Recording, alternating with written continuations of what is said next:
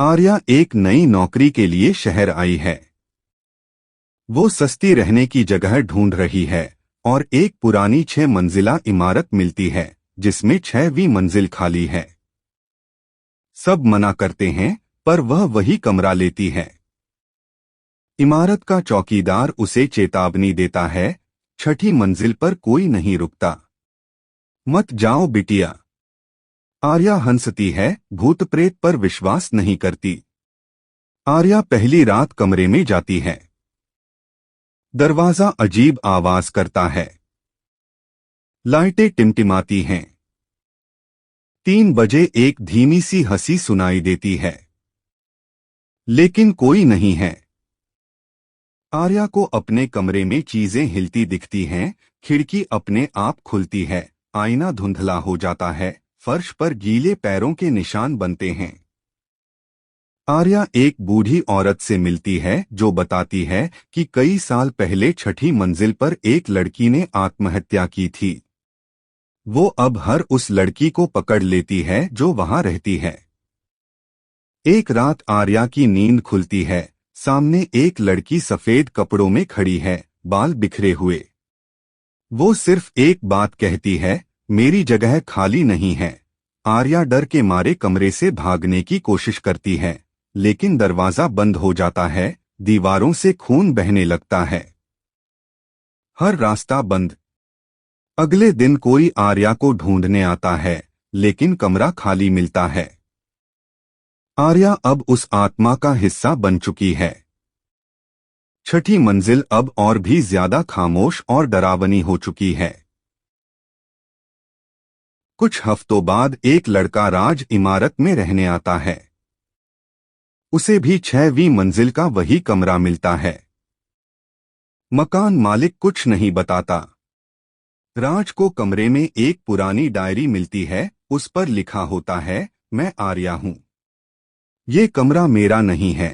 आईने में राज को कभी कभी अपने पीछे एक लड़की खड़ी दिखती है, लेकिन पलटते ही कोई नहीं होता। वो सोचता है ये उसका भ्रम है। राज को रात 3 बजे आर्या के नाम से कॉल आता है। जब वो उठाता है, अंदर से धीमी आवाज आती है, 6वीं मंजिल मेरी है। तू क्यों आया? राज को समझ आता है कि 3 बजे हंसी आती है और 6 बजे कोई दरवाजा खटखटाता है। वो हर बार डर के मारे छुपता है, लेकिन आवाजें तेज होती जाती हैं। वो छत के पास एक छोटा सा बंद कमरा देखता है, जंग लगा ताला। डायरी में लिखा है, उस कमरे को कभी मत खोलना। राज डर के बावजूद उस बंद कमरे को खोल देता है। अंदर एक कुर्सी पर आर्या बैठी है, पर उसकी आंखें बिल्कुल काली हैं। अब नीचे के लोग बताते हैं, इस बार कमरा किसी को नहीं छोड़ेगा, क्योंकि अब 2 आत्माएं वहां हैं। कई महीनों तक इमारत बंद रही, लेकिन अब एक नया बिल्डर इसे फिर से खोल रहा है, नई शुरुआत के नाम पर। 2 कॉलेज गर्ल्स नीला और कविता 6ठी मंजिल के उसी कमरे में शिफ्ट होती हैं। उन्हें नहीं पता 2 आत्माएं उनकी राह देख रही हैं। रात के समय दोनों को बाथरूम के शीशे में अपने पीछे 2 अलग अलग साए दिखते हैं। आर्या और राज अब आत्मा बन चुके हैं और शिकार खेल शुरू होता है। नीला को वही डायरी मिलती है। अब उसमें नया पेज जुड़ा है, हम 2 हैं। अब तुम्हारी बारी। नीचे की मंजिलों में भी चीजें हिलने लगती हैं। सीढ़ियों पर पैर के निशान, दीवारों से हाथ निकलते हैं, कोई दरवाजा बंद नहीं होता। आर्या कविता को और राज नीला को निशाना बनाते हैं। दोनों लड़कियां पागलपन के कगार पर पहुंच जाती हैं। एक तांत्रिक को बुलाया जाता है।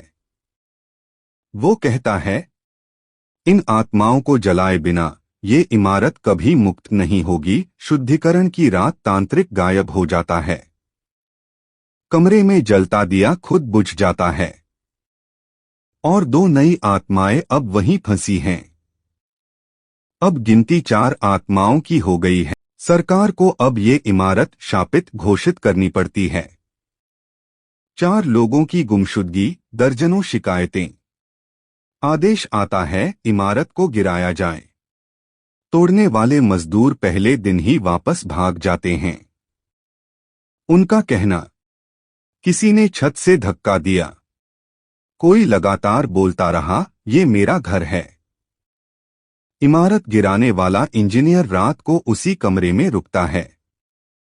सुबह उसकी आंखें सफेद, मुंह खुला और शरीर पत्थर जैसा हो गया।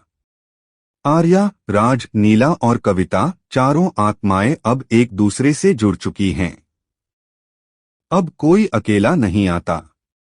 सबका सामना एक साथ होता है।